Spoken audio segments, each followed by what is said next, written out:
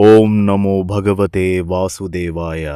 ద్వారకలో సత్రాజిత్తు అనే యాదవుడి వద్ద శ్యామంతక మణి ఉండేది. అది రోజుకు 8 బారువుల బంగారాన్ని ప్రసాదించే దివ్యమైన మణి. ఆ మణిని రాజుకు ఇవ్వమని కృష్ణుడు సూచించగా సత్రాజిత్తు నిరాకరించాడు. ఒకరోజు సత్రాజిత్తు తమ్ముడు ప్రసేనుడు ఆ మణిని ధరించి అడవికి వేటకి వెళ్లి సింహం చేతిలో మరణించాడు. మణికోసం కృష్ణుడే తన తమ్ముణ్ణి చంపి ఉంటాడని సత్రాజిత్తు నిందవేశాడు. సాక్షాత్తు పరమాత్ముడిపైనే దొంగతనం మరియు హత్య నిందపడింది. తనపై పడ్డ నిందను పోగొట్టుకోవడానికి కృష్ణుడు స్వయంగా అడవికి బయలుదేరాడు. అక్కడొక పెద్ద గుహలో మణిని చూశాడు. కాని ఆ మణి ఎవరి వద్ద ఉందో తెలుసా? జాంబవంతుడి వద్ద. త్రేతాయుగంలో రాముడికి సాయం చేసిన రామభక్తుడు జాంబవంతుడు కృష్ణుణ్ణి గుర్తుపట్టక యుద్ధానికి దిగాడు.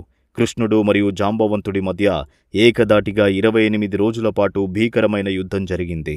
చివరకు జాంబవంతుడు తన ఎదుట ఉన్నది తన ఆరాధ్య దైవమైన శ్రీరాముడే అని గుర్తించి క్షమాపణ కోరి తన కుమార్తె జాంబవతిని శ్యామంతకమణిని కృష్ణుడికి అప్పగించాడు.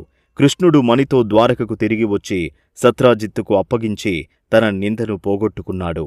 సత్రాజిత్తు పశ్చాత్తాపంతో తన కుమార్తె సత్యభామను కృష్ణుడికి ఇచ్చి వివాహం చేశాడు.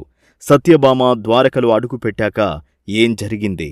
నరకాసురుడనే రాక్షసుడి అరాచకాలు ఎలా పెరిగిపోయాయి? ఒక స్త్రీ చేతిలో ఆ రాక్షసుడు ఎలా మరణించాడు? తర్వాతి ఎపిసోడ్లో నరకాసుర వధ, సత్యభామ వీరత్వం గురించి తెలుసుకుందాం. ఈ ఆధ్యాత్మిక ప్రయాణంలో చేరడానికి ఇప్పుడే మన ఛానల్ని సబ్స్క్రైబ్ చేసుకోండి.